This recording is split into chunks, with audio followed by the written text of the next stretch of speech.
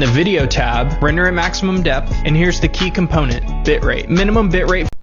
EbosVox, Stream Professor here. I've been editing in Premiere Pro. I now use Resolve mainly, but I've edited in Premiere Pro for about 15 or so years now. I used to teach it when I was the video editor at my college newspaper. I fielded a lot of my technical export settings and things like that questions through Adobe themselves. I've read these ridiculous books from people who actually like teach this and work with Adobe and teach it to other people. Drop that on the ground there.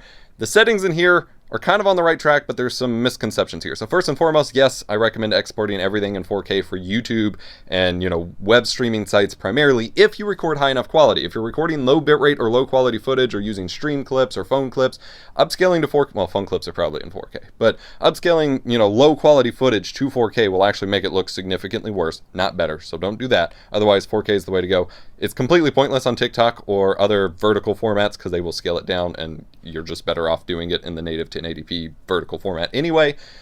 50 megabits per second for 4K is an okay bit rate. I use 100 myself, but 50 is fine for live action. I don't know why I keep getting overexposed here.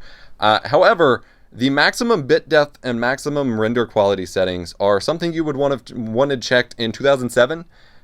Back then, those kind of did things before GPU compositing was a thing. Maximum render quality does absolutely nothing with GPU compositing enabled, and you use it if you have a modern computer because Premiere Pro would be useless without it unless you only edit it in ProRes.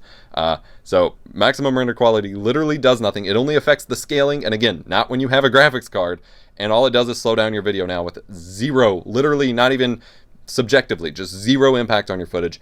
Maximum render depth would only really be used for alpha channel graphics where you want like HDR and 10-bit and 12-bit maintained. It has no application these days. It used to be used back in the day. Even for alpha stuff, you don't need it anymore. And that will massively slow down your render with zero, absolutely zero measurable impact on your quality whatsoever. But we're talking 2 to 3 times slower to render. Do not ever check those boxes anymore. They will only waste your time. 50 megabits per second, decent recommendation.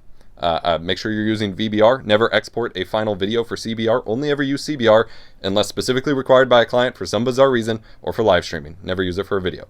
Otherwise, the more you know, I guess.